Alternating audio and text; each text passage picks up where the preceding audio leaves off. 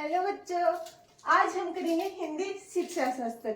आपके पेपर के लिए बहुत ही महत्वपूर्ण टॉपिक है, तो प्लीज वीडियो को ध्यान से देखिएगा और पेपर में सारे प्रश्न सही करके आना है। बस मैं आपसे यही उम्मीद करती हूँ, जितने भी बच्चे मेरा वीडियो देखें और पेपर में सारे प्रश्न सही करके आए और वो सीटेट के पेपर में पास हो, बस यही इच्छा है मेरी। शुरू करते हैं आज की क्लास।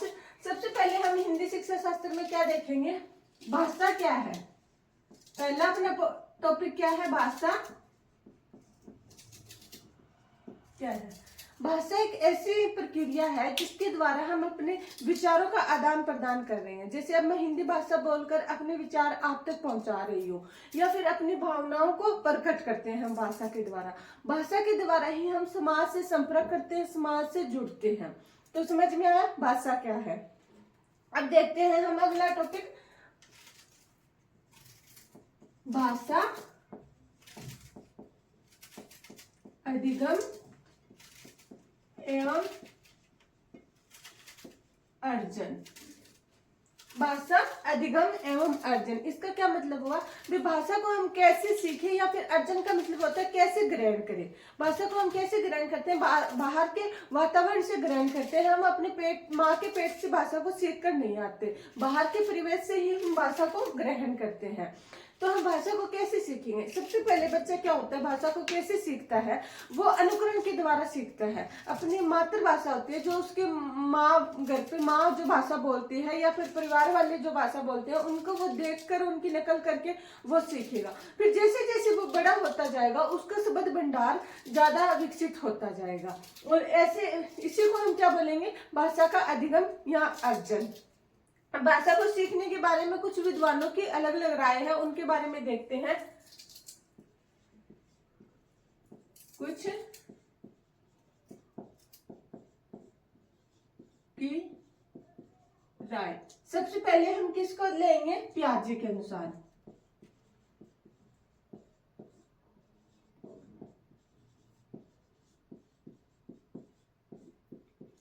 पियाजे के अनुसार बच्चे कैसे सीखते हैं। पियाजे के अनुसार बच्चे अपनी समझ से अनुकरण करके सीखते हैं। मतलब पियाजे ने किसका सिद्धांत दिया है, संज्ञानात्मक सिद्धांत दिया है। संज्ञानात्मक मतलब क्या होता है, समझ। तो भाषा में भी वही इन्होंने वही बताया कि कोई भी बच्चा अपनी समझ से अनुकरण करके भाषा को सीखेगा। पियाजे के अनुसार बच्चा कैसे सीखता है, अनुकरण करके अपनी समझ से।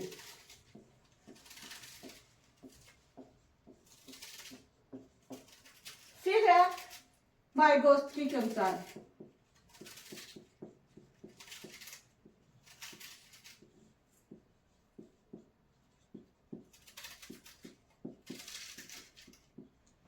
वाइगोत्स्की ने क्या बताया कि बच्चा समाज से सीखता है, क्योंकि वाइगोत्स्की ने कौन सा सिद्धांत दिया है, सामाजिक सांस्कृतिक सिद्धांत दिया है। तो उन्होंने इस पे भी, भाषा पर भी वही चीज मानी है कि बच्चा किससे सीखेगा, समाज से।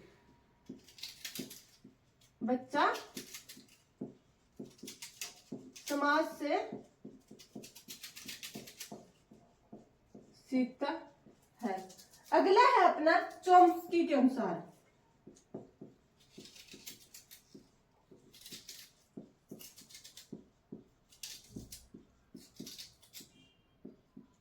इन्होंने क्या बताया, इन्होंने ये बताया कि जब भी बच्चा पैदा होता है तो उसके अंदर जन्म जात वो प्रवृत्ति होती है कि वो किसी भी भाषा को सीख सके। आज तक दुनिया में ऐसा कोई बच्चा नहीं हुआ कि वो भाषा ना सीख पाया हो। जब वो जन्म लेगा तो उसको मतलब अपने आप भाषा सीखने की उसकी प्रवृत्ति है, वो अपने आप अंदर से जागृत होती है। तो इनके अनुसार क्या है, बच्चे में जन्मजात ये प्रवृत्ति होती है, जन्म जात भाषा सीखने की प्रवृत्ति होती है।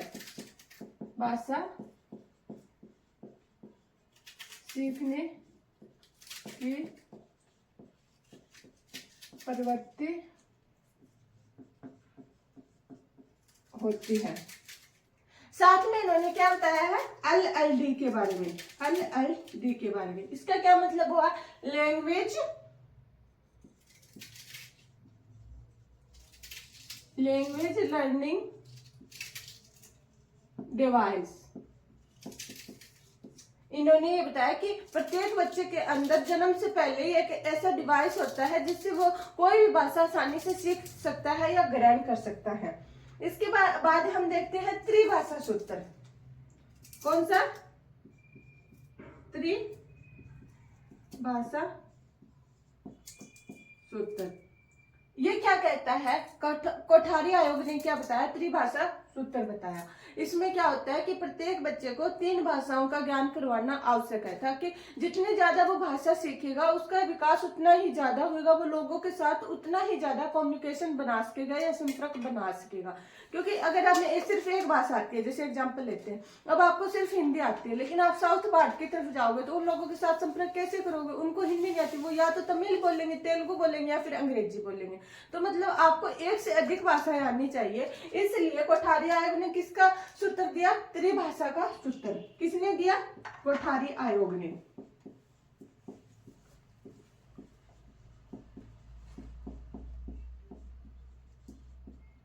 वो कौन कौन सी 3 भाषाएं हैं? पहली अपनी मातृभाषा, मतलब 1 से लेके 5 तक के बच्चों को उनकी खुद की रीजनल या मातृभाषा में पढ़ाना चाहिए। दूसरी है अपनी हिंदी भाषा,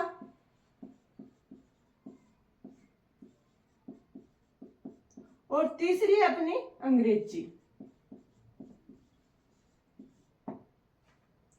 क्या कहा है? शुरू में जब कोई भी बच्चा किसी भी समाज से आता है या कोई भी उसकी भाषा हो, जब स्कूल में आएगा तो उसे उसकी मातृभाषा में पढ़ाना चाहिए, फिर धीरे धीरे उसे हिंदी के अनुरूप डालना चाहिए, और फिर उसके बाद में उसे अन्य भाषाओं का ज्ञान करवाना चाहिए, ताकि वह अपना मतलब बहुभाषिक बन सके और ज्यादा से ज्यादा लोगों के साथ संपर्क कर सके। इसके साथ ही एक बात बताना चाहूंगी, अगला अपना मैं सिर्फ आपको इम्पोर्टेंट पॉइंट बता रही हूँ, ताकि आपका सारा सिलेबस एक वीडियो में कवर हो जाए और आपका 15 से 20 नंबर आसानी से इसी वीडियो में बन जाए।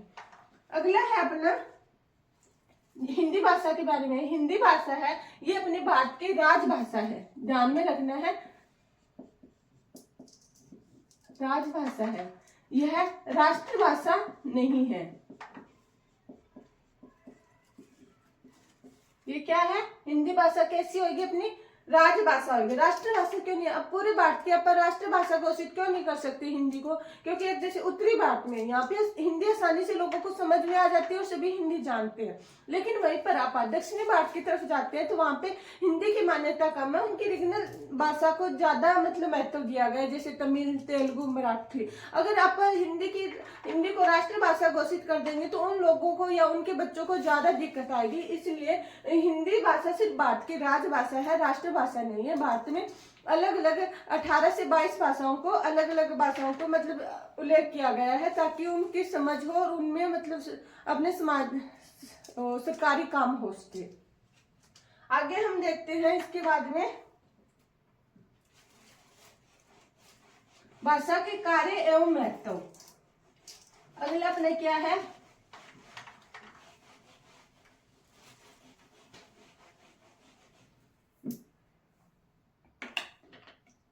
भाषा के कार्य एवं महत्व।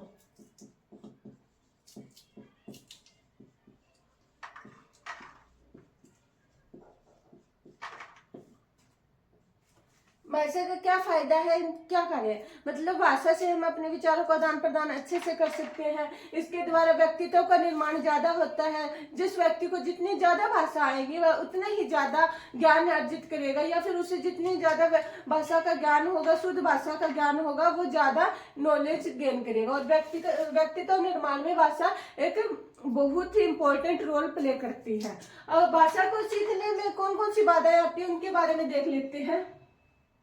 भाषा को सीखने में सबसे पहले कौन सी बात आएगी? परिवेश की। मतलब परिवेश कैसा है, उसका आसपास का वातावरण कैसा है, यह भाषा को सीखने में बहुत ज्यादा इंपॉर्टेंट रोल प्ले करता है। साथ में सीखने वाले की इच्छा शक्ति पे भी डिपेंड करता है, उसकी सामाजिक और आर्थिक स्थिति पे भी ये डिपेंड करेगा। अब इसके बाद में हम देखते हैं अगला पॉइंट है अपना भाषा अधिगम में व्याकरण की भूमिका।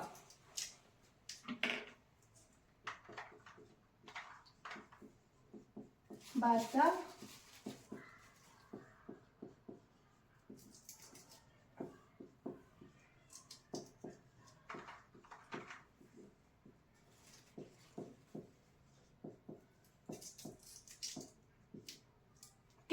भाषा अधिगम में या भाषा के सीखने में व्याकरण का क्या महत्व है, क्या रोल है, इसके बारे में देखेंगे, उसकी क्या भूमिका है।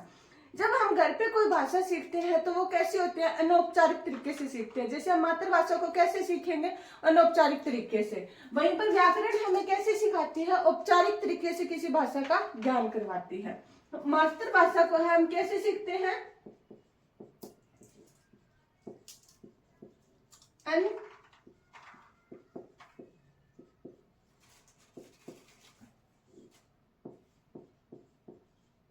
अनौपचारिक तरीके से।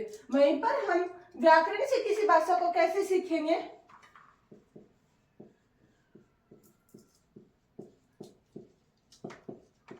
भाषा को औपचारिक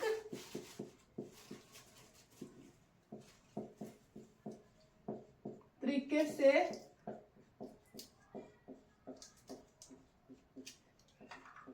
सीखेंगे। इसके बाद में है व्याकरण को सिखाने की कौन कौन सी विधियों के बारे में आप चर्चा करते हैं, क्योंकि कोई भी भाषा होगी तो उसकी व्याकरण होगी, तो व्याकरण को कैसे समझाया जाए या कैसे बताया जाए। इसमें व्याकरण में सब कुछ व्यवस्थित होता है, क्रम से लेके सारी भाषा का ज्ञान करवाया जाता है। ऐसे नहीं है कि उठा के कुछ भी सीख लिया हमें, इसमें सारे नियम कानूनों का हमें ज्ञान करवाया जाता है। अब हम देखते हैं व्याकरण सीखने की शिक्षण विधियां।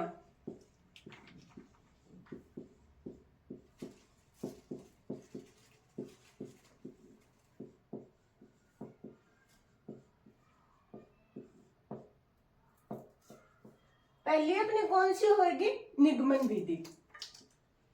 निगमन विधि में क्या होता है, पहले बच्चों को नियम बताया जाता है, उसके बाद में क्या दिया जाएगा, उदाहरण दिया जाएगा। जैसे कि हम संधि करते हैं तो संधि में पहले बच्चों को नियम बताया जाएगा कि पीछे ये विसर्ग आएगा तो दोनों को शब्द को मिलकर क्या बनेगा, ऐसे करके ज्ञान संधि, गुण संधि उनका बताया जाएगा, फिर उनके उदाहरण दिए जाएंगे। निगमन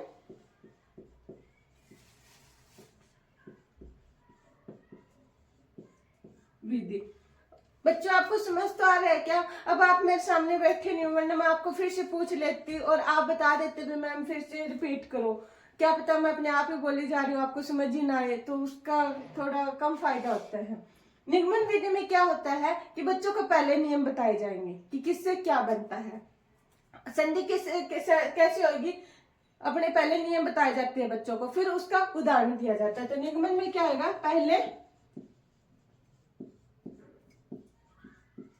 नियम बताएंगे, उसके बाद उदाहरण करेंगे। जैसे संधि, संधि का टॉपिक हम कौन सी विधि से करेंगे, निगमन विधि से। दूसरा है अपना आगमन विधि।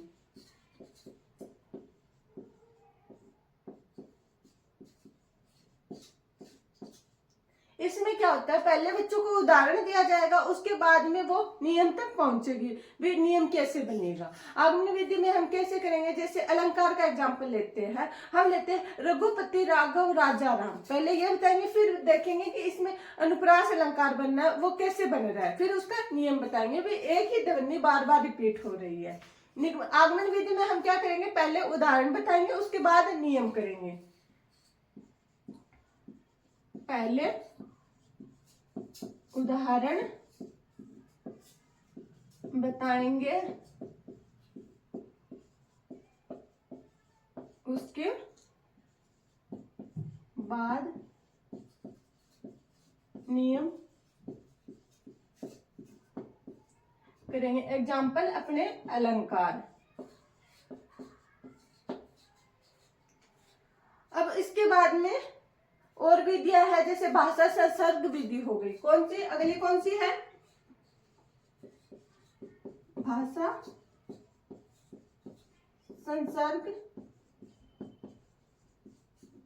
विधि। इसमें क्या होता है, बच्चों को मतलब कोई भी बड़े लेखक की कहानी किताब साहित्य से पढ़ाया जाता है, लेकिन इसमें बच्चा धीरे धीरे सीखेगा, एकदम से सारा नॉलेज नहीं सीखेगा। पहले कि आपने अपने दादा को पापा को देखा होगा, वो स्कूल में कम गए हुए होते हैं, लेकिन जैसे जैसे वो अपने घर पे रोज अखबार पढ़ पढ़ के उनके पढ़ने की स्पीड बढ़ जाती है और साथ में उनके जो अक्षर है वो भी सही पढ़ने लग जाते हैं। तो वो कौन सी विधि हो गई? भाषा संसर्ग विधि। इसके बाद में एक दो विधियां और है, जैसे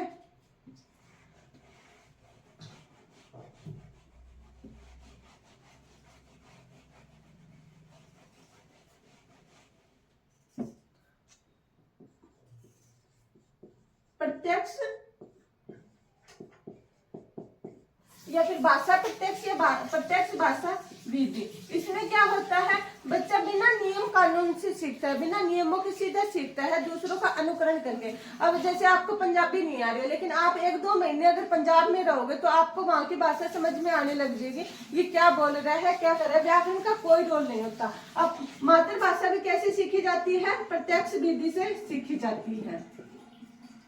और विधियां है जैसे कि खेल विधि। खेल विधि में क्या होता है, बच्चे खेल के द्वारा व्याकरण के नियम सीखते हैं।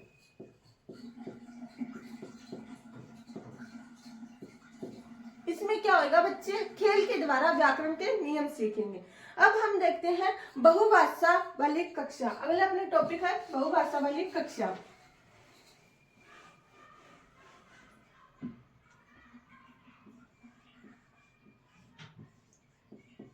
बहुभाषा कक्षा, इसका क्या मतलब हुआ? इसका मतलब ये होगा एक ही कक्षा में अलग अलग भाषा के बच्चों को पढ़ाना, तो उसे क्या बोलेंगे? बहुभाषा की कक्षा।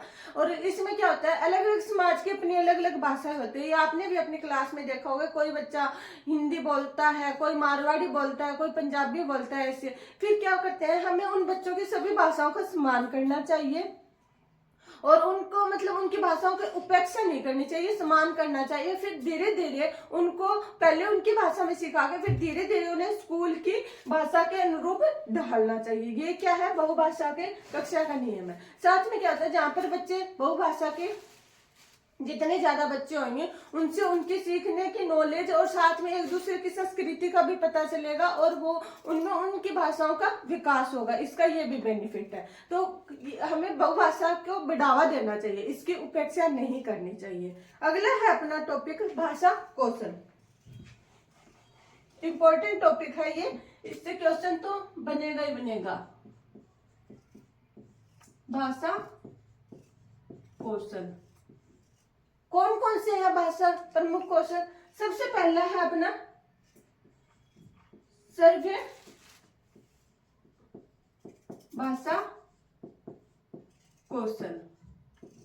उसके बाद है मौखिक अभिव्यक्ति भाषा कौशल।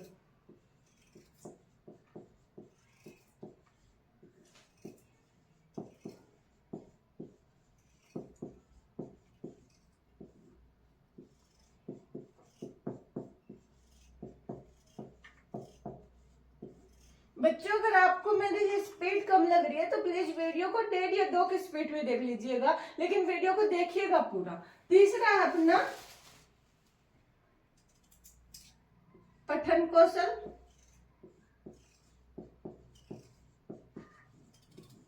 और चौथा है लेखन।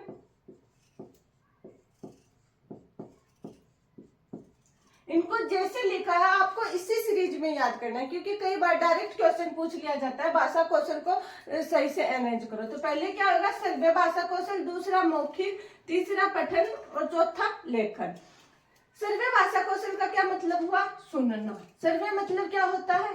सुनना। सबसे पहले हम क्या करेंगे, सामने वाले की बात को सुनेंगे, कुछ सुनेंगे तो ही बोल पाएंगे। इसका एक एग्जाम्पल मैं अपनी रियल लाइफ से देखती हूँ। मैंने एक ऐसे बच्चे को देखा है जिसको मतलब उस जन्म हुआ, उसे जन्म से कुछ सुनाई नहीं देता। तो उसे कुछ सुनाई नहीं देगा तो वो बोलेगी कहाँ से? वो 5-6 साल की हो गई लेकिन वो कुछ बोल ही नहीं पाई, चुपचाप ऐसे गूंगी की तरह रहती। फिर लोगों का क्या कहना हुआ, ये बच्ची गूंगी बैठी है। लेकिन फिर क्या हुआ, एक दिन उसने ऐसे आवाज निकाली, कुछ भी आवाज निकाली, मतलब उसका वोकल कॉर्ड या फिर जीभ, उसकी आवाज का जो अपने वोकल कॉर्ड आता है वो बिल्कुल सही है, वो बोल सकती है सब कुछ, लेकिन उसने कुछ सुना ही नहीं है। तो फिर वो क्या बोले, उसको बिल्कुल कुछ सुनाई नहीं दिया। तो उसे नॉलेज नहीं थी भी कैसे बोलना है, क्या करना है। तो शुरुआत कहाँ से होगी? सुनने की। अब हमने देखा कि उस लड़की है, उसको बोलना सब कुछ आता है, लेकिन सुना नहीं, तो उसकी वो चीजें इंप्रूव नहीं हुई। अब शायद धीरे धीरे वो जैसे जैसे स्कूल कॉलेज में या फिर मोबाइल को देखेगी तो शायद उसको बोलना आ जाएगा। लेकिन इसके साथ ये घटना हुई है। तो सुनना सबसे पहले क्या है, हम सुनेंगे तो ही कुछ बोल पाएंगे। अगर हम बच्चे को कुछ सुनाई नहीं देगा तो वो कभी भी नहीं बोल पाएगा। अगला है मौखिक अभिव्यक्ति भाषा कौशल। मौखिक मतलब बोलना, सुनने के बाद वो क्या करेगा? बोल लेगा। जो मौखिक मतलब होता है बोलना, जो वो सुनेगा उसको बोलेगा, दोहराएगा। जैसे छोटे बच्चे नहीं है, वो पहले कैसे शुरुआत करते हैं? माँ, पा, दे दे, ले, क्योंकि वो फिर हम उनको ऐसे बोलते हैं, बेटे बोलो पापा, बोलो मम्मा, ऐसे वो जो सुनेगा फिर वो उनको रिपीट करेगा। फिर अगला क्या है? पठन कौशल। इससे क्या होता है? पढ़ने से। पहले किसी बच्चा किसी चीज को पढ़ेगा, मतलब पढ़ कर वो उस चीज को ग्रहण करेगा। उसके बाद में क्या है? लेखन। पढ़ेगा तो ही वो कुछ लिख पाएगा, ये आपको भी पता है। ये क्या हो गया अपने भाषा कौशल। इसके बाद में है भाषा कौशल करने के बाद में हम क्या करेंगे? मूल्यांकन।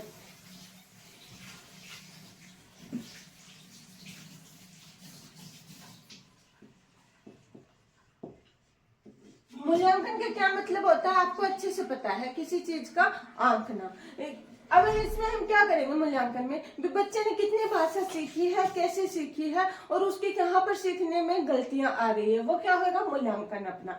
अब मूल्यांकन में कैसा हो गया मूल्यांकन? जैसे मूल्यांकन की कुछ विधियां हैं अपनी, वो आपको और वीडियो में मेरे चैनल के वीडियो पे भी एक बहुत छोटा सा वीडियो बना, उसको देख लो, या फिर आप और कोई चैनल का भी देख लेना। उसमें क्या क्या अलग अलग होगी। जैसे मूल्यांकन कैसा होना चाहिए? व्यवहारिक होना चाहिए मूल्यांकन, मूल्यांकन की वैधता होनी चाहिए, और वो वैज्ञानिक होना चाहिए, तात्विक होना चाहिए। ये कुछ मूल्यांकन की विशेषताएं हैं। क्या है मूल्यांकन की विशेषताएं? मूल्यांकन व्यवहारिक होना चाहिए, वैध होना चाहिए, वैज्ञानिक होना चाहिए, तार्किक होना चाहिए, और विश्वसनीय होना चाहिए।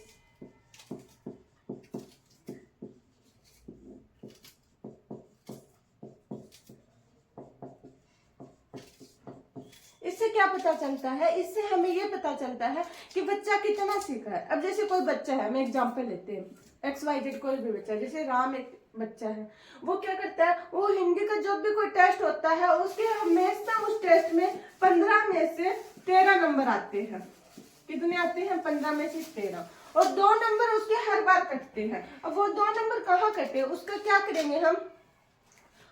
उसका पता लगाएंगे कि इसके 2 नंबर कहाँ कटे। तो उसके क्या होता है? निबंध लिखो, पर वो निबंध बिल्कुल सही होता है, उसके जो कविताएं वगैरह होती है उनके प्रश्न आंसर बिल्कुल सही होते हैं, लेकिन 2 नंबर हर बार कटते हैं। वो कहाँ कटते हैं? वो मतलब उसके कटते हैं संधि के टॉपिक में। हर बार एक ही टॉपिक से कटते हैं, संधि के। तो इससे क्या होगा? हम इस चीज को पता लगाएंगे और उसको उस टॉपिक पर विशेष ध्यान देंगे, संधि समझाएंगे, ताकि अगली बार उसके 15 में से 15 आ जाए। तो मूल्यांकन का ये फायदा हो गया कि हमने किसी चीज को आंका कि उसकी कहाँ कमी आ रही है और उसको कैसे सही करना है। इसको हम क्या बोलेंगे? जहां पर हम कमी का पता लगाकर उसको सही करते हैं तो उसको क्या बोलेंगे? कमी का पता लगाने को क्या बोलेंगे? निदानात्मक, मतलब निदान करना,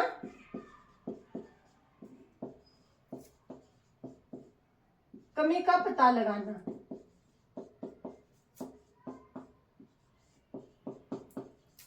क्योंकि मूल्यांकन करने के बाद हमें उस चीज का निदान भी तो करना है कि बच्चा कहाँ कमजोर रहा है और क्यों रह रहा है हर बार। और निदान करने के बाद में आपको अच्छे से पता है क्या करना होगा? हमें उपचार।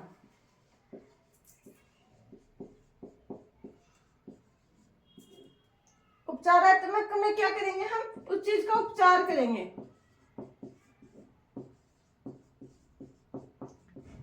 जैसे बच्चे का यहाँ पर बच्चे का संधि के क्वेश्चन हर बार गलत हो रहे हैं, तो हम उसको संधि पे विशेष ध्यान देंगे और संधि को अच्छे से पढ़ाएंगे, तो उसमें उसका क्या होगा? उपचार हो गया। ये हमारी क्या होगी? मूल्यांकन के बाद में या फिर भाषा शिक्षण में हम निदानात्मक और उपचारात्मक का टॉपिक इसके साथ ही हमने कर लिया। अब इसके बाद में हम देखेंगे कुछ शिक्षण सहायक सामग्री।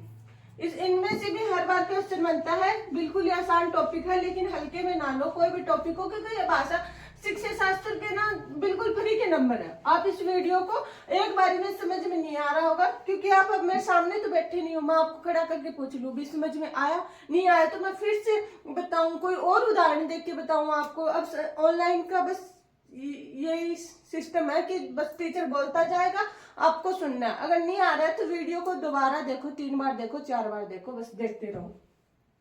अगला अपना शिक्षण सहायक सामग्री। शिक्षण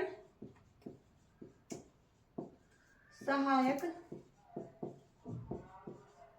सामग्री, इसमें क्या होता है भी किसी भी कक्षा के दौरान या फिर पढ़ाने के दौरान की जाने वाली चीजों का, यूज किया जाने वाली चीजों का क्या कहलाएगा, शिक्षण सहायक सामग्री। अब जैसे मैं आपको पढ़ा रही हूँ तो कौन कौन सी चीजों का यूज कर रही हूँ, ब्लैक बोर्ड और मार्कर का। अब जैसे मैं सीधा आपको व्याख्यान विधि से पढ़ाती हूँ, बोलती जाती, लेकिन यहाँ पर मैं क्या कर रही हूँ, व्हाइट बोर्ड का यूज कर रही हूँ, साथ में लिख भी रही हूँ। तो ये क्या होगी, मेरी शिक्षण सहायक सामग्री होगी, ब्लैक बोर्ड और मार्कर। इसमें कौन सी आएगी,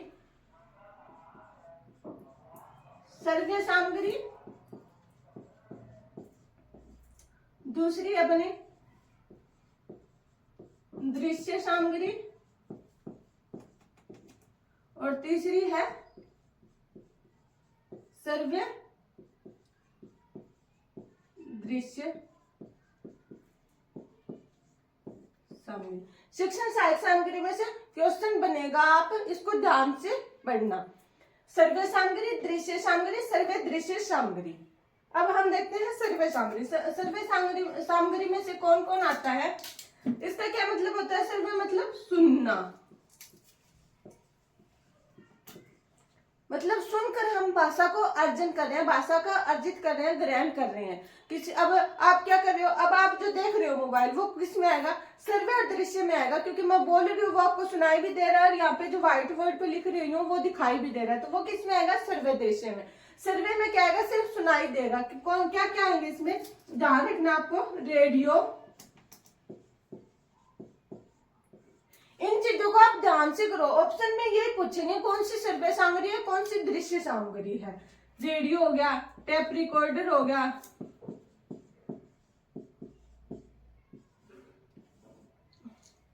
रेडियो, टेप रिकॉर्डर, ग्रामोफोन हो गया,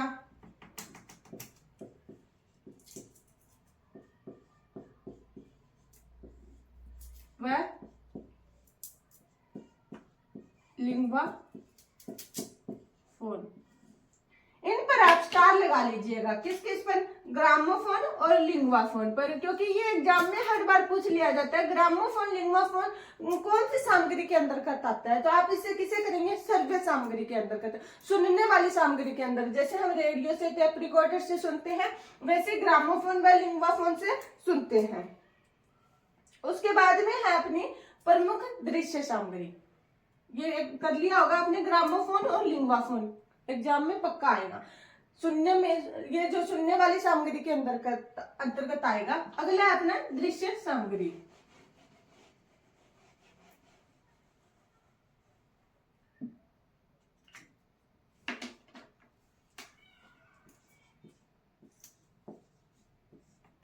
दृश्य का क्या मतलब देता है, जो हमें दिखाई दे रहा हो। दृश्य का क्या मतलब हो गया,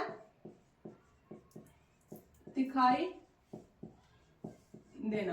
अब जो आप मोबाइल में देख रहे हो तो क्या कौन सी सामग्री में आ गया, दृश्य सामग्री में। अगर आप आवाज को म्यूट करके देखोगे, सिर्फ देखोगे तो वो किस में आएगा, दृश्य सामग्री में। और अगर आप साथ में आवाज को भी ऑन करोगे तो वो किस में आएगा, सर्वे और दृश्य दोनों में, सिर्फ दिखाई देगा आपको इसमें। अब मैं ब्लैक बोर्ड पे लिख रही हूँ बिना बोले, तो वो क्या आएगा, दृश्य सामग्री में। और बोल के लिख रही हूँ तो वो किस में आएगा, सर्वे दृश्य में। दृश्य सामग्री में क्या क्या आएगा अपना, जैसे श्याम पट, सूचना पट,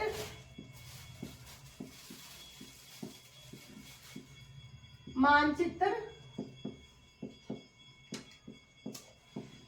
रेखा चित्र,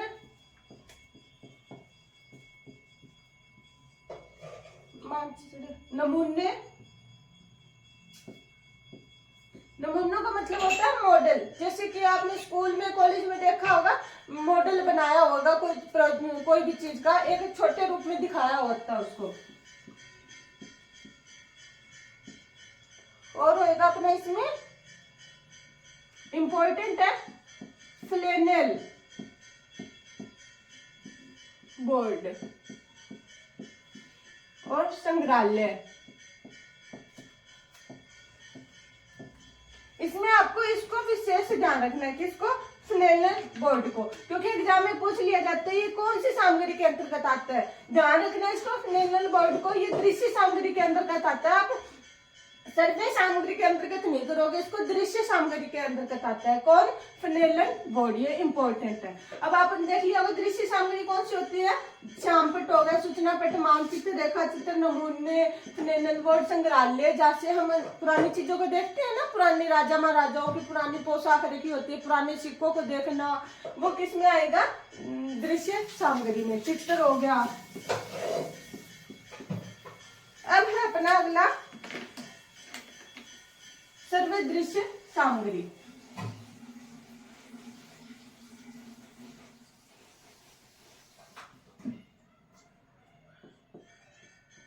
सर्वे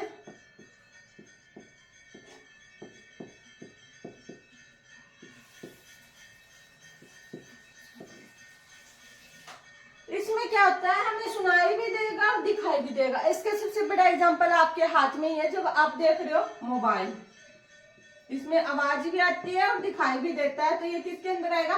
सर्वे दृश्य सामग्री के अंदर। अपना टेलीविजन हो गया,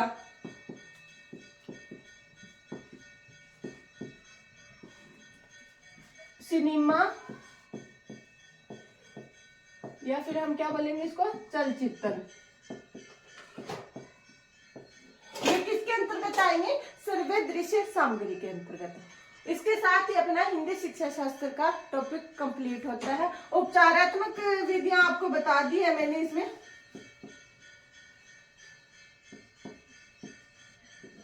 शिक्षण विधि बता दी आपको। उपचारात्मक शिक्षण विधि में क्या आता है? निदानात्मक और उपचारात्मक विधि। निदानात्मक विधि में किसी चीज का कमी का पता लगाना, जैसे मैंने संधि वाला एग्जांपल देके समझाया था। निदानात्मक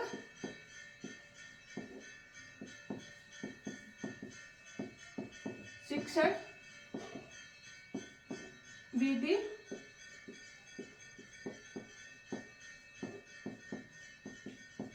उपचारात्मक शिक्षण विधि। उपचारात्मक में क्या होगा? किसी चीज का पता लगाकर, उस कमी का पता लगाकर उसका उपचार करना, उस पर विशेष ध्यान देना, क्या कहलाएगा? उपचारात्मक। इसके साथ ही अपना ये टॉपिक कंप्लीट होता है। देखने में ये सारा एक वीडियो में सिमट गया, लेकिन ये पेपर में बहुत ज्यादा नंबर देके जाएगा। आपको 100% ये पास करवा के जाएगा। आपको अगर एक बारी में ये वीडियो समझ में नहीं आ रही है तो 2-3 बारी देखो इसको, 2-3 की स्पीड पे, क्योंकि इसमें सिर्फ इम्पोर्टेंट पॉइंट डाले गए हैं।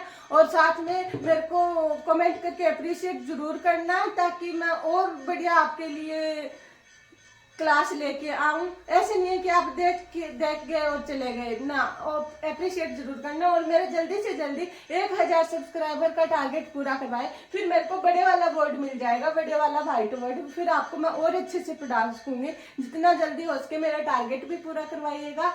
और कमेंट सेक्शन में कमेंट जरूर कीजिएगा। और जैसे आपने गद्यांश पद्यांश वाले वीडियो को मतलब पसंद किया, वैसे ही इसको पसंद करना और कमेंट करना। धन्यवाद।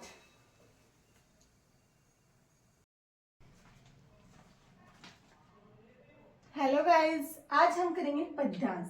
आपके सीटेट के एग्जाम में गद्यांश पद्यांश वाले मार्क्स बिल्कुल फ्री के हैं। और मैं तो ये बात आपको बोलूंगी कि आप ये नंबर बिल्कुल ना छोड़ें। फ्री के है तो छोड़ना ही है, फ्री की तो कोई कुछ नहीं छोड़ता, तो आप इतने सारे नंबर क्यों छोड़ो?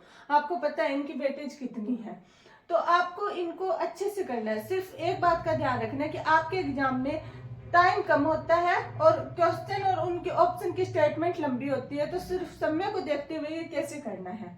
तो आपको एक ट्रिक बताती हूँ। जब भी आप चाहे गद्यांश करो या पद्यांश करो, उसको पढ़ने से पहले आप उनके प्रश्न को पढ़ोगे, और उन प्रश्नों के जो 4 ऑप्शन होते हैं उनको नहीं देखोगे, सिर्फ प्रश्न को देखोगे। इससे क्या होता होता है कि आपको कुछ कीवर्ड मिलेंगे कि किसके बारे में क्या पूछा गया है। जैसे अब आप पद्यांश कर रहे हैं, अगर इसके पर्सन हम देखेंगे तो हमें ये पता चलेगा कि पर्सन में, पद्यांश में किसका जिक्र किया गया है, पर्सन में क्या पूछा गया है। शुरू करते हैं, देखते हैं पद्यांश का।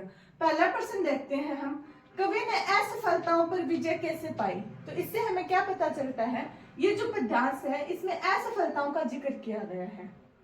दूसरा प्रश्न है अपना, किनारे तक आकर डूबने का अर्थ है। वैसे तो किनारे तक आकर डूबने का अर्थ एक मुहावरा भी होता है, अभी इसका क्या मतलब होता है, बाकी इस पद्यांश में इसका क्या मीनिंग है हम ये देखेंगे। और वैसे इसका क्या मीनिंग होगा कि किसी चीज के बिल्कुल पास आकर भी असफल हो जाना। इसका एग्जाम्पल लेते हैं, जैसे आप सीटेट का एग्जाम दे रहे हो, आपको 90 नंबर से पास होना है, लेकिन आपके 89 या 88 आ जाए तो वो क्या होगा, किनारे तक आकर आप डूब गए, विसफल होते होते असफल हो गए एग्जाम में। तीसरा क्वेश्चन इसमें क्या पूछा गया है, कवि सूर्य का उदाहरण देकर क्या बताना चाहता है। ये हमें पद्यांश को पढ़ने के बाद पता चलेगा कि क्या बताना चाहता है। चौथा है, कवि ने अपना जीवन कैसे संवारा। और पांचवा इसमें प्रश्न क्या है, उठ उठ में अलंकार है। और छठा, असफलताओं में प्रयुक्त उपसर्ग है। तो इससे हमें ये पता चलता है कि इसमें डायरेक्ट ज्यादा व्याकरण नहीं पूछी गई है, लेकिन कुछ इंपॉर्टेंट टॉपिक जैसे कि मुहावरा पूछ लिया, उपसर्ग पूछ लिया, अलंकार पूछ लिया, या फिर प्रत्यय पूछ सकते हैं, या फिर पर्यायवाची शब्द पूछ सकते हैं। तो आपको एग्जाम में जाने से पहले ये 3-4 टॉपिक पढ़ के जाने हैं। कौन कौन से, मुहावरे, लोकोक्तियां, प्रत्यय, उपसर्ग, अलंकार और पर्यायवाची शब्द, ये जरूर देख के जानिए क्योंकि इनसे आपका प्रश्न बन जाएगा। तो अब हम देखते हैं, इसको पढ़ते हैं। हारा हूं 100 बार गुनाहों से लड़ लड़कर। क्या कहा गया कि मैं अनेक बार हारा हूं, गुनाहों मतलब असफलताओं या फिर किसी गुनाह से लड़ लड़कर, लेकिन बार बार लड़ा हूं मैं उठ उठ कर। फिर आगे कवि क्या कहता है कि मैं हर बार लड़ा हूं, जितनी बार हारा हूं, गिरा हूं, लेकिन फिर से उठा हूं, खड़ा हुआ हूं और फिर से मैंने संघर्ष किया है या फिर कोशिश की है। इससे मेरा हर गुनाह भी मुझसे हारा, गुनाह मतलब असफलता, इससे मेरी असफलता भी मुझसे हार गई और मैंने अपने जीवन को इस तरह से उभारा, मतलब मैंने अपने जीवन को इस तरह से आगे बढ़ाया या उभारा। डूबा हूं हर रोज किनारे तक आ आकर। जो हम इसमें क्या कहा गया है कि हर रोज डूबा हूं, मतलब सफल होते होते कई बार मैं डूब चुका हूं, लेकिन मैं हर रोज उगा हूं जैसे दिनकर। दिनकर का क्या मतलब होता है, सूर्य, पर्यायवाची शब्द होता है ना जैसे। लेकिन मैं फिर से एक नई ऊर्जा के साथ खड़ा होता हूँ, फिर से दूसरे दिन मेहनत करता हूँ, संघर्ष करता हूँ, इससे मेरी असफलता भी मुझसे हारी है। और मेहनत के आगे आपको भी पता है असफलता तो हारेगी हारेगी। मैंने अपनी सुंदरता इस तरह से संवारी है। क्या कहता है कि मैंने अपना जीवन या सुंदरता ऐसे संवारी है, कैसे, मेहनत कर करके, संघर्ष कर करके, हार को मतलब अपने ऊपर हावी नहीं होने दिया। उन्होंने हर बार कोशिश की, जितनी बार गिरा है फिर से खड़ा हुआ, फिर से कोशिश की है। ऐसे हमें करना चाहिए। ऐसे नहीं है कि आप कोई भी गवर्नमेंट एग्जाम दे रहे हो अपनी नौकरी के लिए, जॉब के लिए, एक बार फेल हो गए, 2 बार फेल हो गए, 3 बार फेल हो गए, डिमोटिवेट हो गए, भी मेरे से नहीं हो रहा। नहीं, कोशिश करते रहो, कभी ना कभी तो जरूर लगेगी जॉब। वैसे ही अब पहला प्रश्न क्या है, कवि ने असफलताओं पर विजय कैसे पाई है। इसके 4 प्रश्न मैंने पेज पे लिख रखे हैं क्योंकि इसमें जगह कम है। आपको ऑप्शन बताती हूँ। पहला है संघर्ष न करके, ये तो बिल्कुल गलत होगा क्योंकि कवि तो मेहनत कर रहा है या संघर्ष कर रहा है। दूसरा है निरंतर संघर्ष करके। तीसरा है सुंदर बनकर। चौथा है गुनाहों से लड़कर।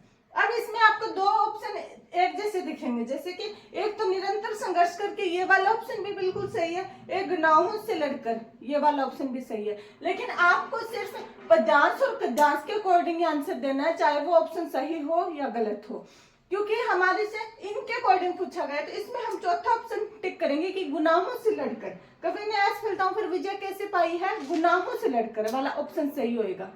बाकी 3 ऑप्शन कैसे भी हो, आपको सिर्फ अकॉर्डिंग टू गद्यांश और पद्यांश के अकॉर्डिंग आंसर देना है। आगे है दूसरा प्रश्न, किनारों तक आकर डूबने का अर्थ है क्या है। ऑप्शन है इसमें काम तमाम होना। दूसरा ऑप्शन है प्रयत्न व्यर्थ जाना। तीसरा है सफलता के समीप होकर होकर भी सफल ना होना, और चौथा है हार जाना। तो इसका क्या होगा, विसफलता के समीप होकर भी सफल ना होना, मतलब सफल होते होते हुए असफल हो जाना। इसका एग्जांपल मैंने आपको वो 90 नंबर वाला दिया ना, जैसे 90 नंबर चाहिए लेकिन 89 आ जाए तो वो क्या होगा, किनारे तक आकर डूब जाना होगा। तो इसका सही आंसर क्या होगा, सफलता के समीप होकर भी सफल ना होना। अगला है, कवि ने सूर्य को उदाहरण देकर क्या बताना चाहते हैं। ऑप्शन है अपने हार के बाद फिर से संघर्ष करना, दूसरा है संसार में सुखों का प्रकाश फैलाना, तीसरा है क्रोध में आकर आग बरसाना, और चौथा है उपरोक्त सभी। तो इसका सही आंसर क्या होगा, हार के बाद फिर से संघर्ष करना, क्योंकि चाहे आंधी आए तूफान आए, अपना जो सूर्य देवता है वो दूसरे दिन फिर से एक नई ऊर्जा के साथ उगता है। वैसे भी पहले वाला दिन अपना कैसा भी हो, एक बार सोने के बाद दूसरा नया सवेरा होता है, तो हमें नई ऊर्जा के साथ फिर से मेहनत करनी चाहिए, फिर से संघर्ष करना चाहिए। अगला है अपना, कवि ने अपना जीवन कैसे संवारा है। तो इसका क्या आएगा, कवि ने अपना जीवन कैसे संवारा, इसका ऑप्शन है जीतकर, दूसरा ऑप्शन है खुश रहकर, तीसरा है सूर्य की तरह चमककर, चौथा है हार न मानकर निरंतर संघर्ष कर कर। तो इसका सही आंसर क्या आएगा, चौथा ऑप्शन, हार न मानकर निरंतर संघर्ष या मेहनत कर कर कर। और फिर पांचवा इसमें क्या दिया, उठ उठ में कौन सा अलंकार है। ऑप्शन दिए होंगे अनुप्रास, पुनरुक्ति, प्रकाश, उपमा, रूपक। तो उठ उठ में कौन सा अलंकार आएगा, आप सभी को पता है, इसमें पुनरुक्ति प्रकाश आएगा, क्योंकि एक ही वर्ड बार बार रिपीट हुआ है, 2 बार रिपीट हुआ, तो मतलब पुनरुक्ति मतलब उसकी फिर से बार बार एक चीज का दोबारा आ जाना। और छठा अपना प्रश्न है, असफलता में प्रयुक्त उपसर्ग है, कौन सा आएगा। ऑप्शन है ता, एस, लता, ए। तो उपसर्ग कौन से होते हैं, जो पहले जुड़ते हैं नाम के। तो नाम के पहले कौन सा जुड़ा हुआ है, एस। इसमें असफलता में कौन सा उपसर्ग होगा, एस। वैसे इसमें कौन सा पूछ लिया जाएगा, आपको पट्टे भी पढ़ने हैं, प्रायवाच्य भी इसबद भी पढ़ने हैं, और लोकोक्ति मुहावरे भी पढ़ के जाने हैं। और ये नंबर आपके बिल्कुल फ्री के हैं, आपको एग्जाम में ऐसे ही ये सॉल्व करना है, गद्यांश और पद्यांश। अगर आपको मेरी वीडियो सचमुच अच्छी लगी हो तो बिना सब्सक्राइब किए नहीं जाना, साथ में कमेंट बॉक्स में कमेंट करके अप्रिशिएट जरूर करना, ताकि मेरा हौसला बढ़े और मैं आपके लिए और ऐसे अच्छे अच्छे वीडियो लेके आऊं। और प्लीज अप्रिशिएट ज्यादा से ज्यादा करें, सब्सक्राइब करें, शेयर करें। मेरा चैनल बिल्कुल छोटा सा है, इसमें ना लाइक आते हैं, ना सब्सक्राइबर आते हैं, और ना ही कमेंट आते हैं। तो प्लीज ज्यादा से ज्यादा मोटिवेट करें मुझे, और ताकि मैं आपको अच्छे से तैयारी करवाऊं और मैं अपने चैनल को ग्रो करूं। धन्यवाद।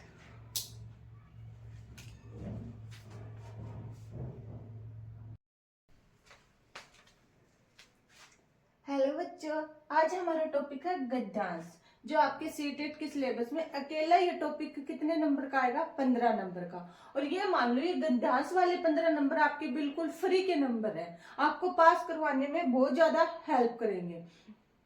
इसमें क्या होता है, ये सबसे इजी है गद्यांश का टॉपिक, लेकिन क्या अपने सीटेट के एग्जाम में टाइम मैनेजमेंट की बहुत ज्यादा प्रॉब्लम रहती है, क्योंकि सीटेट के सभी सब्जेक्ट के सभी क्वेश्चन की स्टेटमेंट और ऑप्शन की स्टेटमेंट बहुत बड़ी बड़ी दी हुई है। तो हमें समय को ध्यान में रखते हुए गद्यांश कैसे करना है, आज ये ट्रिक बताऊंगी आपको। शुरू करते हैं आज का टॉपिक, गद्यांश। गद्यांश को करने से पहले सबसे पहले क्या करोगे, अब जब ऑनलाइन पेपर होने लग गया है तो गद्यांश ऊपर वाली स्लाइड में आएगा और उसके प्रश्न नीचे आएंगे। तो आप ऐसे लाइनिंग नहीं कर सकते उसके पर पेन पर, जैसे आप ऑफलाइन में करते हैं, वो सिस्टम आपको वो बेनिफिट नहीं मिलेगा ऑनलाइन में। अब आप कैसे करोगे इसको, तो सबसे पहले आप गद्यांश को जब करोगे तो खोलने से पहले सबसे पहले आप उसके प्रश्न पढ़ना, ऑप्शन नहीं, 4 ऑप्शन को नहीं, सिर्फ पर्सन को पढ़ना है। जैसे कि इसमें आप पढ़ते हैं पर्सन को, पहला प्रश्न है इसका, गद्यांश में अंधकार शब्द किस ओर संकेत करता है। अब हमें ये याद रखना है, अपने दिमाग में भी अंधकार शब्द है, इसका ये अपने दिमाग में होगा, जहां भी अंधकार होगा आप लाइट तरीके से उसको पढ़ेंगे। फिर आगे है, लेखक ने किसे सबसे बड़ा पाप कहा है। अब इसमें प्रश्न को अपने ध्यान में रखना है, ये कीवर्ड किसे पाप का है, जब हम गद्यांश को पढ़ेंगे तो इनको समझते जाएंगे। अंधकार का निषेध किस ओर संकेत करता है। अगला क्वेश्चन है, इस गद्यांश का मुख्य उद्देश्य क्या है, और इस गद्यांश में उपक्रम का क्या अर्थ है। वैसे तो गद्यांश और पद्यांश में व्याकरण नहीं आती, लेकिन फिर भी मैं आपको बोलना चाहूंगी, आप इस एग्जाम के लिए एक तो प्रत्यय, उपसर्ग, पर्यायवाची शब्द, समानार्थी शब्द, जैसे आप कुछ ये चीजें पढ़ के जाओ, क्योंकि इनसे ना एक आधा क्वेश्चन पूछ लिया जाता है। कभी कभी कोई ना कोई पैराग्राफ में उनसे रिलेटेड पर्सन मिलेगा आपको किसी न किसी शिफ्ट में। और एक बात और, आप है ना जो भी काव्यांश या गद्यांश पढ़ो तो उसका भाव जरूर देखना, वो किस और संकेत कर रहा है, या उसका उद्देश्य क्या है, या उसका निष्कर्ष क्या है, ये जरूर पूरा पढ़ के ध्यान में रखना है ये बात का। अब पढ़ते हैं हम गद्यांश। जीवन में बहुत सारे अंधकार हैं और अंधकार की ही बहुत सी अशुभता और अनिति है। कुछ लोग इस अंधकार को स्वीकार कर लेते हैं और तब उनके अंदर जो प्रकाश तक का स्थान और पाने की खोज थी वह वास्तव में अक्षीण होती है। मैं अंधकार की इस स्वीकृति को मनुष्य का सबसे बड़ा पाप कहता हूँ। हमारे दो क्वेश्चन हो गए, एक तो अंधकार का पूछा था, एक सबसे बड़ा पाप क्या है, जब अंधकार को स्वीकार करना ही क्या है, सबसे बड़ा पाप है। यह मनुष्य का स्वयं अपने प्रति किया गया अपराध है, उसके दूसरों के प्रति किए गए अपराधों का जन्म इस मूल पाप से ही होता है। कुछ लोग अंधकार के स्वीकार से बचने के लिए उसके अस्वीकार में लग जाते हैं। उनका जीवन अंधकार के निषेध का ही सतत उपक्रम बन जाता है। अब इस लाइन में अपने दो क्वेश्चन कंप्लीट होंगे। कौन कौन सा, एक तो इस गद्यांश का, एक तो अंधकार का निर्देश किस ओर संकेत करता है, और एक इसमें हमने क्या पूछा है, उपक्रम का क्या अर्थ है। अब हम ऑप्शन के आधार पर क्वेश्चन मतलब अपने आंसर को टिक करेंगे। अब देखते हैं, मैंने यहाँ पे ज्यादा स्पेस नहीं है तो ऑप्शन नहीं लिखे, चार आपको पढ़ के सुनाऊंगे, आप देखना कैसे करते हैं। अब पहला है, गद्यांश में अंधकार शब्द किस ओर संकेत करता है। ऑप्शन दिए गए हैं, पाप की ओर, अन्याय और बुराई की ओर, अपराधों की ओर, गरीबी की ओर। तो यहाँ पर क्या क्या था, जीवन में बहुत सारे अंधकार है और अंधकार की ही बहुत सी अशुभता और अनिति है, और लोग इस अंधकार को स्वीकार कर लेते हैं। तो ये अंधकार क्या है, अन्याय और बुराई। हम ऑप्शन की किस ओर जाएंगे, क्योंकि गरीबी का कोई जिक्र नहीं हुआ इस पैराग्राफ में, और पाप की ओर, पाप की ओर मतलब इसमें अपराधों का ना कहा गया, अंधकार को स्वीकार करना ही पाप कहा गया है। तो हम किसकी ओर जाएंगे, ऑप्शन बी की तरफ, अन्याय और बुराई की ओर। दूसरा प्रश्न अपना, लेखक ने किसे सबसे बड़ा पाप कहा है।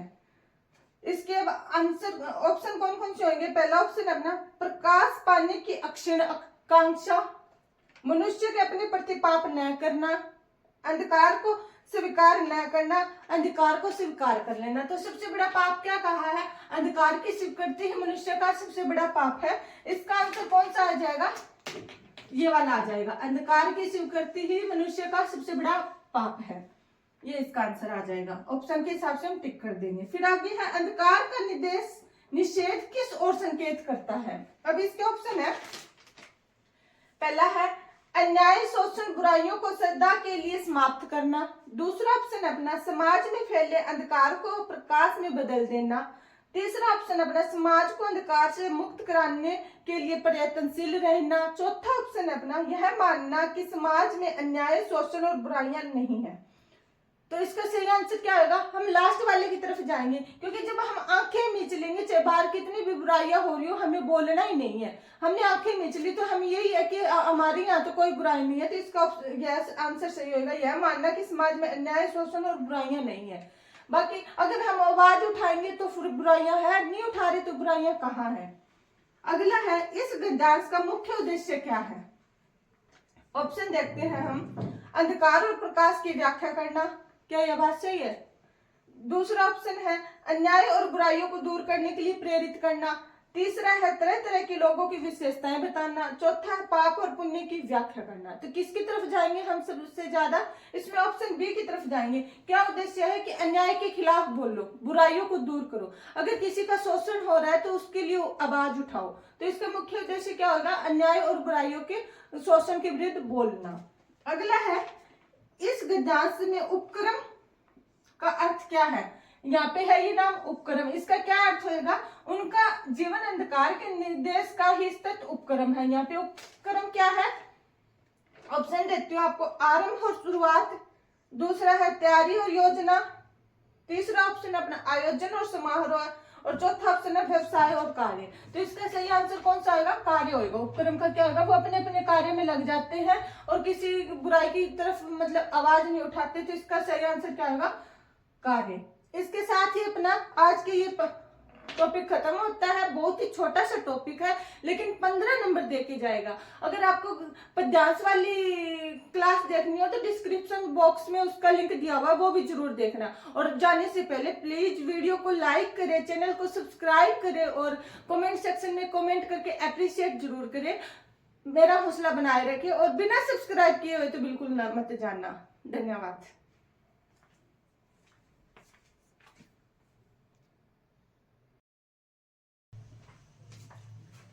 हेलो स्टूडेंट्स, आज हम करेंगे शिक्षण विधियां। शिक्षण विधियां क्या है? जब कोई अध्यापक अपने बच्चों को पढ़ाता है, उनके पढ़ाने के तरीकों को क्या नाम दे दिया गया? पढ़ाने की विधियां, या उन्हें हम क्या बोलेंगे? शिक्षण विधियां। सबसे पहले हम क्या लेंगे? आगमन विधि। कौन सी विधि लेंगे? आगमन विधि। इसके जनक कौन है? अरस्तु है। आपको आगमन और निगमन एक साथ करनी है, या फिर आप कैसे क्या कर सकते हो? एक विधि को याद रख लो क्योंकि एक दूसरे की दोनों अपोजिट है। दोनों याद रखोगे तो कंफ्यूज हो जाओगे। आप एक याद रख लो, अगर उसमें से कुछ नहीं आएगा तो आप दूसरे को टिक लगा दोगे, आपको पता वो इसकी अपोजिट है।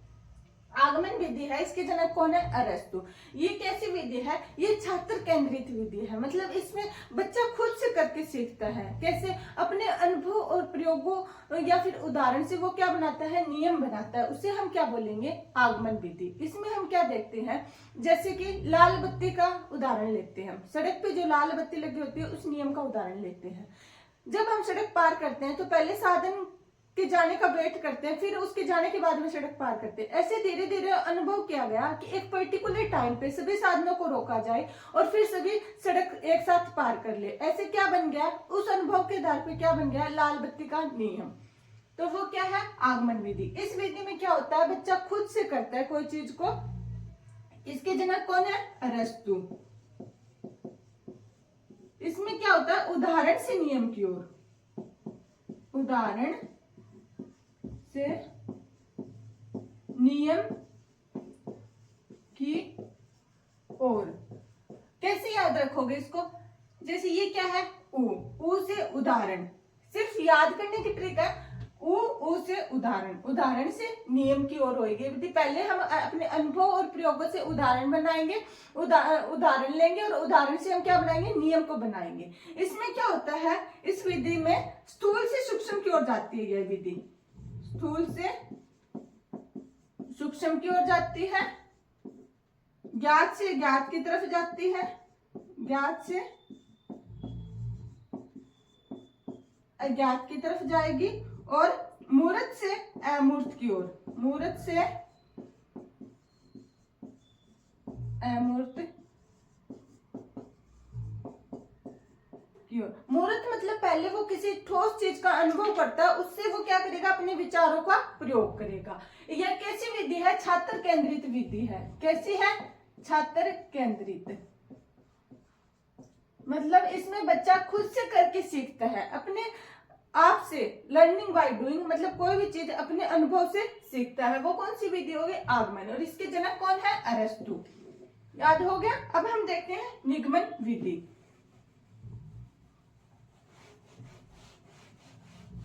ये ठीक इसकी अपोजिट है। निगमन में क्या होता है?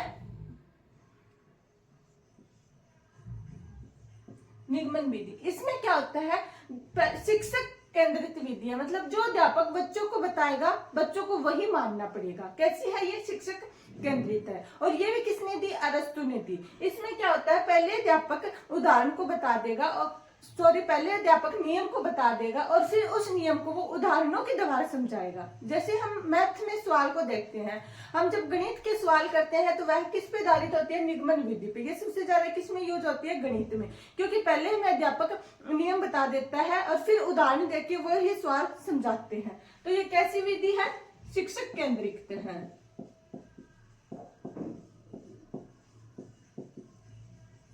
शिक्षक केंद्रित है। इसमें क्या होता है? नियम से उदाहरण की ओर।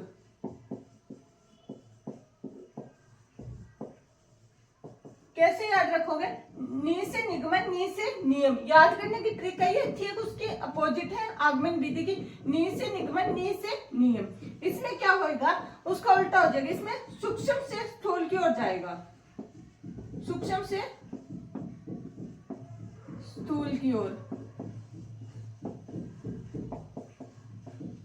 और अमूर्त से मूर्त की ओर।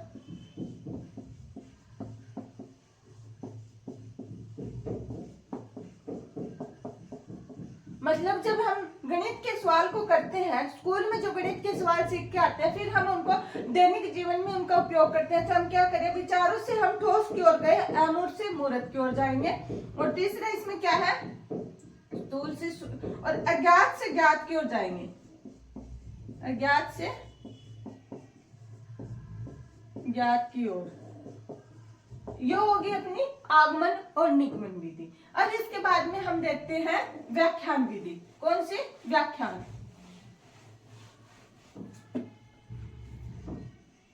तीसरी है अपनी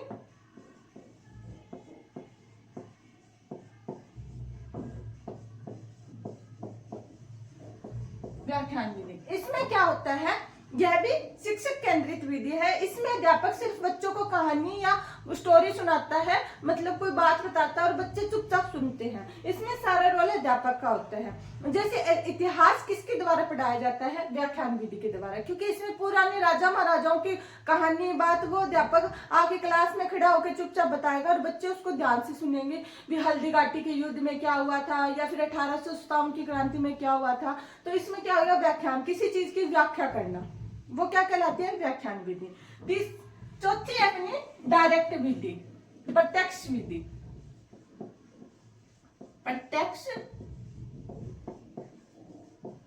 विधि, डायरेक्ट मेथड। इसमें क्या होता है, व्याकरण के नियम बिना बताए, मतलब व्याकरण के नियमों का कोई रोल नहीं होता, उसके व्याकरण के बिना हम किसी भाषा को समझते हैं या जानते हैं, वो क्या कहलाएगी, प्रत्यक्ष विधि। जैसे कि इसमें क्या होगा, कोई भी नियम कानून नहीं लगेगा, सिर्फ मतलब डायरेक्ट किसी चीज को सीखना, उसमें कोई अनुशासन नहीं होता। अब हम जैसे पंजाब में रह लें 1-2 साल, तो वहां पे धीरे धीरे वहां की भाषा सीख लेंगे अपने आप। जैसे कि किथे गया सी, की करदा पिया, तो हमने वहां पे रह के उन लोगों के जैसे अब टोन सीख ली, भाषा सीख ली, तो वो वहां की भाषा हमने ना कोई नियम, व्याकरण का नियम सीखा, ना कोई स्कूल में गए, वहां के सुन सुन के देख देख के लोगों के ऐसे अपने अनुभव से सीखे, तो वो क्या हो गई, प्रत्यक्ष विधि, मतलब प्राकृतिक रूप से किसी चीज को सीखना। इसमें भाषा को इस विधि से सबसे ज्यादा सीखा जाता है। जैसे अब हम फॉरेन कंट्री में चले गए, वहां पे इंग्लिश हो गई, तो धीरे धीरे 1-2 साल में हम उनके जैसे इंग्लिश बोलने में परफेक्ट हो जाएंगे, हमें पता चलने लग जाएगा भी पानी को वाटर बोलते हैं ऐसे करके। तो ये कौन सी विधि है, प्रत्यक्ष विधि। इसके बाद में है 5वीं अपनी प्रोजेक्ट विधि। कौन सी है, प्रोजेक्ट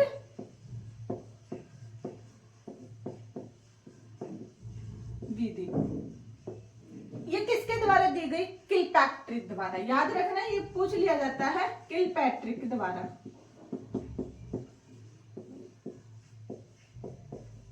ये विधि कैसी है, ये छात्र केंद्रित है, मतलब इसमें बच्चों का रोल सबसे ज्यादा होता है। बच्चे अपने अनुभव के द्वारा किसी चीज को सीखते हैं, मतलब इस विधि में बच्चे स्वतंत्र होते हैं, वो स्वतंत्र रूप से कार्य करते हैं और किसी समस्या का समाधान अपने विचारों, अपने अनुभवों से उसका हल निकालते हैं।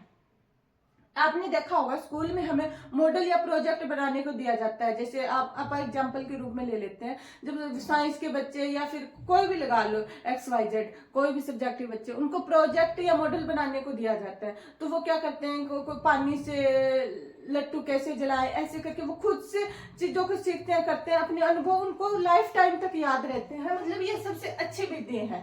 इसमें बच्चा क्या करता है, खुद के अनुभवों से सीखता है। ये कैसी होगी, छात्र केंद्रित होगी, छात्र केंद्रित विधि है, और बच्चा अपने अनुभवों से सीखेगा।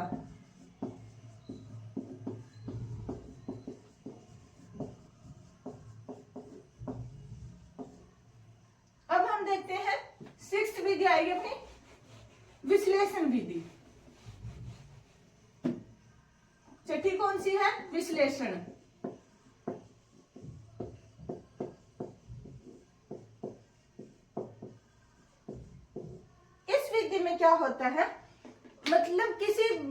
समस्या को छोटे छोटे टुकड़ों में तोड़ के हल करना। इसका एग्जाम्पल हम लेंगे, जब हमें स्कूल कॉलेज में पढ़ाया जाता है, स्कूल कॉलेज की पूरे साल का सिलेबस करवाया जाता है, तो इसको अलग अलग भागों में तोड़ा जाता है। जैसे एक सब्जेक्ट का पूरा सिलेबस है तो उसको पहले हम 4-5 यूनिट में डिवाइड करेंगे, फिर प्रत्येक यूनिट में 4-5 चैप्टर में उनको डिवाइड करेंगे, फिर रोज एक चैप्टर को पढ़ाया जाता है। तो मतलब छोटे छोटे भागों में तोड़कर उसका समस्या का हल निकालना। जैसे ये पूरा सिलेबस है, इनको यहाँ पे तोड़ दिया, छोटे छोटे टुकड़ों में इनको बांट दिया और फिर किसी समस्या का हल निकालना। मतलब फिर इनको करना, पहले इसको करना, फिर इसको करना, फिर इसको करना, और फिर उससे आपने क्या कर लिया, पूरी सिलेबस को कर लिया। तो छोटे छोटे टुकड़ों में तोड़कर हमने क्या किया, पूरा सिलेबस किया। तो वो क्या कहलाएगी, विश्लेषण विधि। इसके विपरीत है, और ये किसने दी विश्लेषण विधि, याद रखना, हेनरी आर्मस्ट्रांग ने। किसने, आर्मस्ट्रांग ने। इसमें हम किसी चीज को या समस्या को छोटे छोटे टुकड़ों में तोड़ते हैं, किसमें, छोटे छोटे टुकड़ों में तोड़ते हैं और फिर उस समस्या का हल निकालते हैं। इसके बाद में है संश्लेषण विधि। 7th है अपनी संश्लेषण विधि।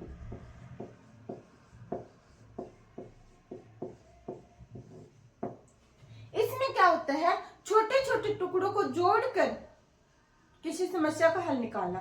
मतलब जो छोटे छोटे टुकड़े होते हैं उनको जोड़ के किसी समस्या तक पहुंचना, वो क्या कहलाएगी, संश्लेषण। संश्लेषण मतलब इकट्ठा करना। मतलब अलग अलग टुकड़ों को क्या कर लिया, इकट्ठा करके एक कड़ी बना के उस समस्या का हल निकाला, वो क्या कहलाएगी, संश्लेषण विधि। इसके भी कौन है जनक, आर्मस्ट्रांग। एक प्रोफेसर यंग है, इनकी परिभाषा है, आप देख लो। इन्होंने क्या कहा कि विश्लेषण विधि से तो हम घास से तिनका बाहर निकाल सकते हैं, लेकिन क्या होता है, संश्लेषण विधि में तिनका खुद घास से बाहर आता है। ये किसकी परिभाषा है, प्रोफेसर यंग की। इसके बाद में हम देखते हैं समस्या समाधान विधि।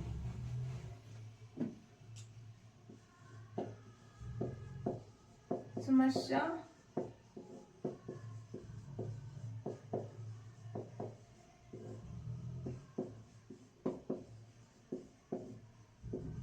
इसमें क्या होता है, बच्चे को एक समस्या दी जाती है, उसके साथ ही एक हिंट दिया जाता है और कहता है इसका समाधान निकालो। तो बच्चा क्या करता है, पहले समस्या को चुनता है, मतलब क्या समस्या है, फिर उसकी समस्या की जितनी भी जानकारी है उनको इकट्ठा करेगा, फिर उन पे कोई मतलब एक चीज, मतलब जानकारी पे एक अपना कोई विचार लगाएगा ताकि उस समस्या को समाधान कर सके। वो कौन सी होगी, इस तरह से बच्चा पूरी नॉलेज लेता है एक समस्या से और उसका समाधान निकालता है। वो विधि कौन सी कहलाएगी, समस्या समाधान विधि। ये कैसी विधि है, ये छात्र केंद्रित है। कैसी है, छात्र केंद्रित, क्योंकि छात्र बच्चे खुद से समस्या का हल कर रहे हैं। इसके साथ ही अपनी शिक्षण विधियां खत्म होती है।